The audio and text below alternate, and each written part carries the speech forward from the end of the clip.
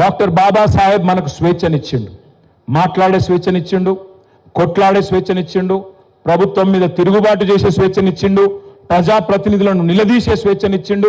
ఆ అద్భుతమైన రాజ్యాంగాన్ని, ప్రపంచంలో ఏ దేశానికి లేని రాజ్యాంగాన్ని డాక్టర్ బాబాసాహెబ్ మనకిచ్చిండు. కాబట్టి అధినేతలు, ప్రభుత్వ అధినేతలు జులుం చేస్తే మనం ఇవాళ వాటిని బర్దాస్తు చేయాల్సిన అవసరం లేదు.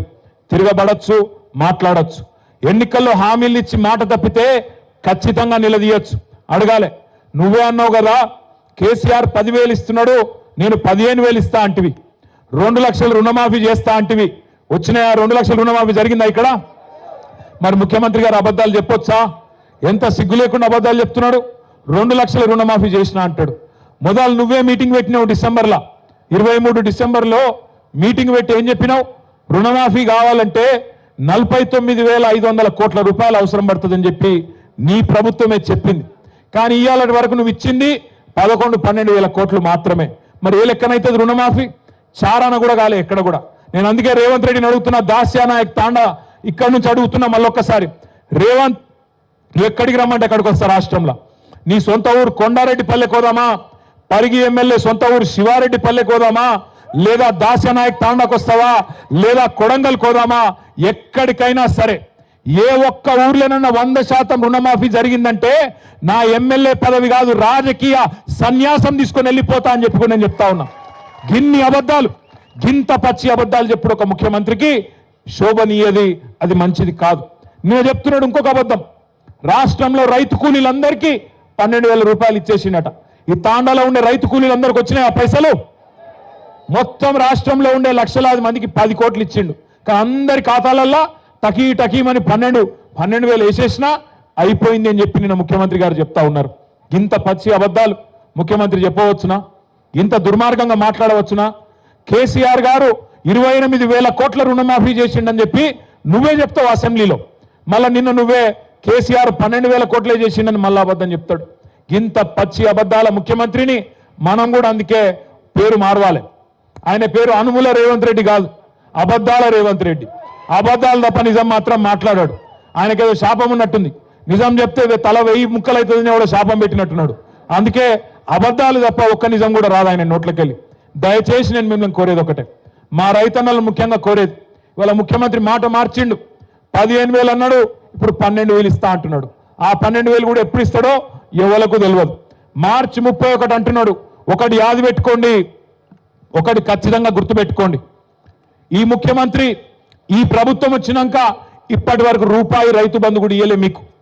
ఆనాడు మన ప్రభుత్వం ఉన్నప్పుడు డిసెంబర్ 2023కు ముందు 7,600 కోట్ల రూపాయలు మనం మొత్తం కూడబెట్టి యాసంగి 2023లో రైతు బంధు కోసం పెట్టినాం.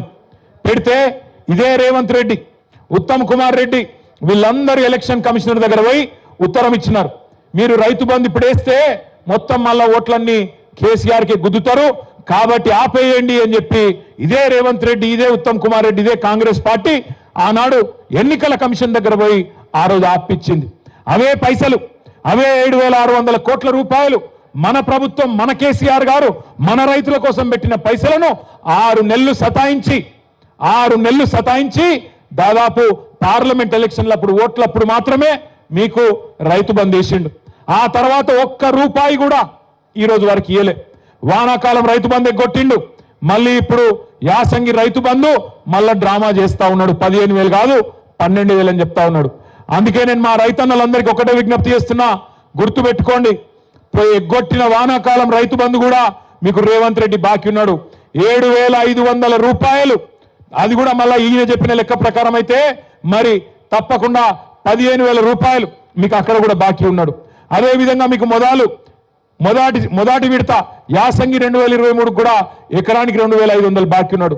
మొత్తం కలిపి సంవత్సర కాలంగా ఒక్కొక్క ఎకరానికి ఒక రైతు బంధు విషయంలోనే రేవంత్ రెడ్డి ప్రభుత్వం, కాంగ్రెస్ ప్రభుత్వం ఒక ఎకరానికి 17,500 రూపాయలు ఒక్కొక్క రైతుకు బాకీ ఉన్నది.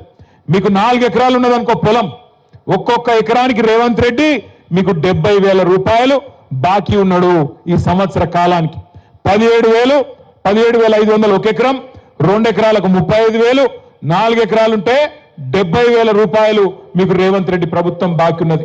వీళ్ళు ఓట్లప్పుడే దొరుకుతారు, మళ్ళా ఓట్లు అయిపోయినంటే మళ్ళా దొరకరు.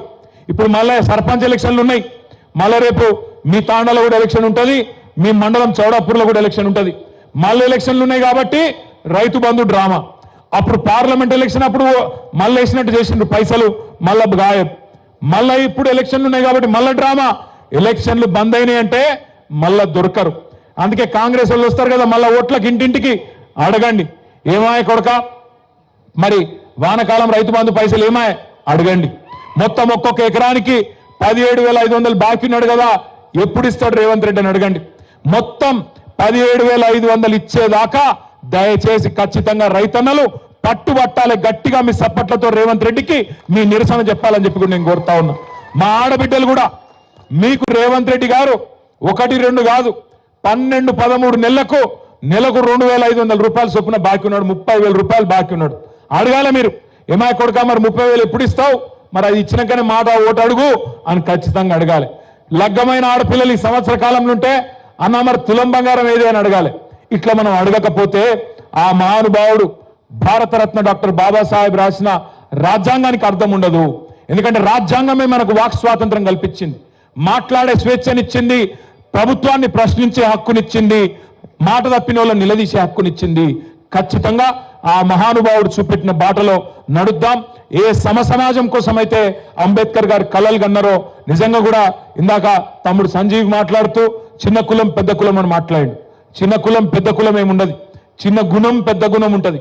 రేవంత్ రెడ్డి లెక్క చిన్న గుణం ఉన్న వాళ్ళు ఉంటారు, ఎక్కడ ఏ కులంలో ఉంటున్నా పెద్ద గుణం ఉన్న వాళ్ళు చాలా మంది ఉంటారు. ఇవాళ పెద్ద గుణం ఉన్న బిడ్డలు ఉన్నారు కాబట్టే దాస్యానాయక్ తాండాలో అంబేద్కర్ విగ్రహాన్ని పెట్టి మమ్మల్ని అందరినీ పిలిచిరనే మాట కూడా నేను గుర్తు చేస్తా ఉన్నా.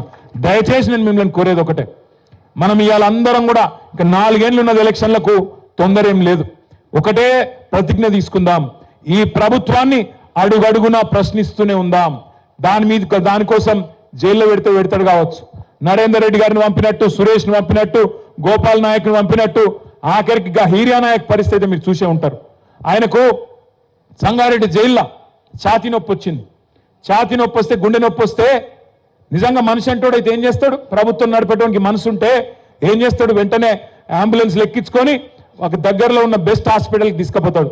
కానీ రేవంత్ రెడ్డి ప్రభుత్వం ఏం చేసింది ఎరికేనా, కొడంగల్ రైతు, కొడంగల్ గిరిజనుడు నాకు భూమి అని అంటాడా, మా అన్న తిరుపతి రెడ్డి అడిగితే కూడా ఏడా అని చెప్పి గుండె నొప్పి అంటే బేడీలేసి పోలీసు జీబుల హాస్పిటల్కి పంపి హాస్పిటల్లో కూడా బెడ్ మీద బేడీలేసి గొలుసేసి ఆ బెడ్ గట్టేసింది రేవంత్ రెడ్డి ప్రభుత్వం.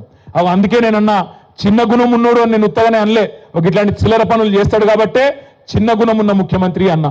అందుకే ఖచ్చితంగా ప్రభుత్వాన్ని నిలదీస్తూనే ఉండాలి, మాట తప్పిన ప్రతి సందర్భంలో ప్రశ్నిస్తూనే ఉండాలి, అడుగుతూనే ఉండాలి.